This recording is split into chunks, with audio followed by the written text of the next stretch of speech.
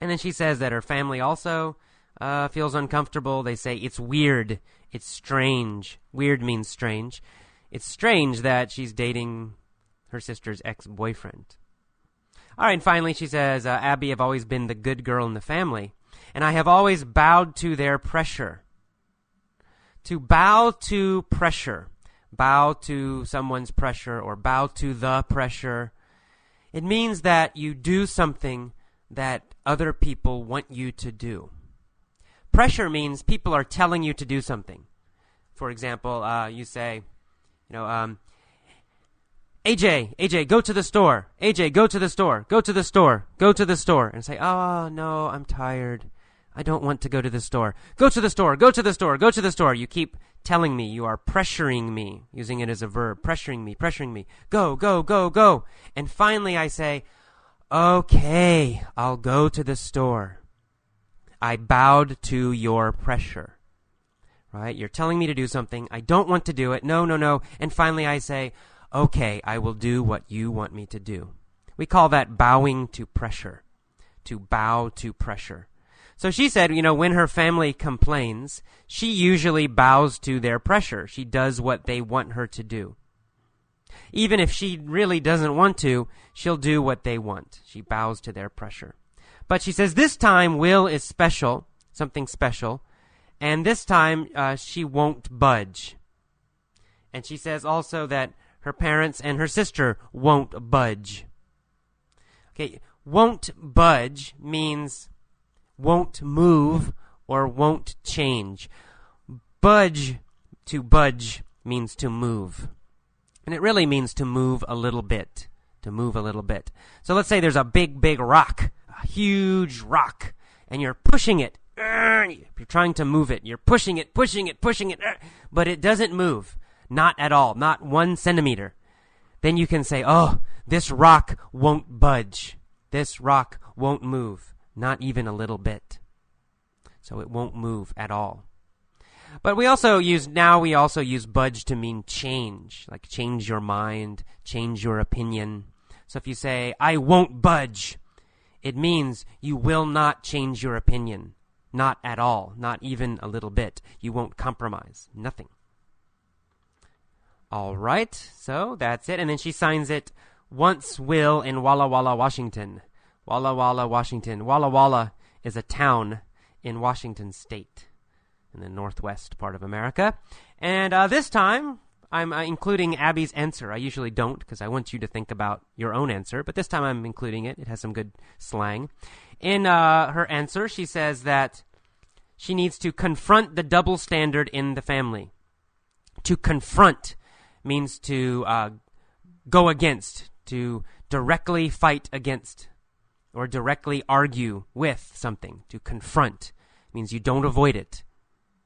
And a double standard, which I'm using for the title of this letter, a double standard means you have 2 different rules for different people. It's not a fair situation. For example, there's one rule for Jane and a different rule for the sister.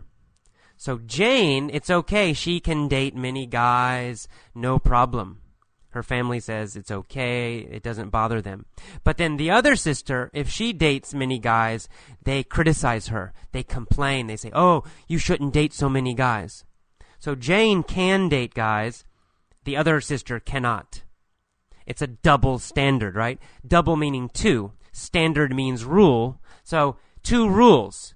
One rule for one person, a different rule for someone else. In my family, we would complain about this a lot in my family, me and my sister. I was the oldest child, still am the oldest child, and my sister was younger, of course, and a girl too. So sometimes my parents let me do some things, but they would not let my sister do it. So I could go out with my friends until midnight. That was my rule. But then my sister, they told her, you must be back by 10. And she would get angry and say, this isn't fair. This is a double standard. Right? There's a different rule for AJ and me. It's a double standard, not the same rule. All right. And then we keep moving, and we see the word worldly. She says, your parents are worldly. Worldly means experienced. It means you have a lot of experience in the world. You know about the world. It's the opposite of naive. We had naive in an earlier lesson. So worldly is the opposite of naive. It means you have a lot of experience. You know about the real world. And then we see the phrase, turned a blind eye to. To turn a blind eye to something means you ignore it. You ignore it. You don't look at it. You don't think about it. You don't talk about it. If you turn a blind eye to something, it means, oh, you ignore it. You pretend it's not there. So they have turned a blind eye to Jane's dating. It means they've ignored her dating. So they can also do this for the new sister. All right, and then the last paragraph of the answer. She says, everyone should be able to get past it. To get past something, well, there's a direct meaning, which means you're moving and you pass. It means you go ahead of something or you go by something. But usually using it in general life, to get past a relationship, for example, it means the problem is gone. The problem is gone. The problem is finished. So if you say, oh, the parents had a problem with this situation, but they will get past it, it means they will solve the problem. They will relax. They will stop worrying about it. And if you say, maybe you had a relationship and you broke up and you're very upset. Oh, you're upset. But then 6 months later, you feel okay. You can say, I'm finally past the relationship, or I'm finally past feeling sad.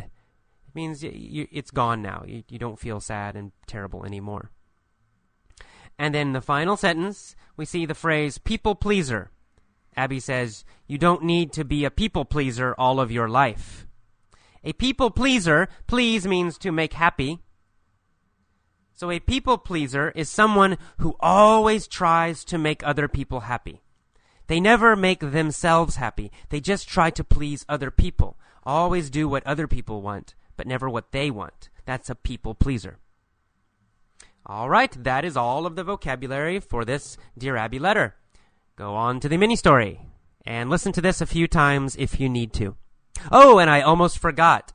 We have a contest right now, a remix contest.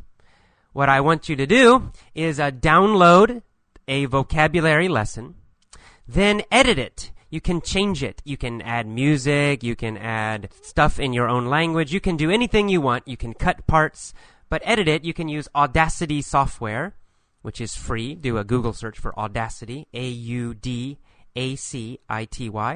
And remix means rechange a vocabulary lesson. Try to make it better. Okay, bye-bye.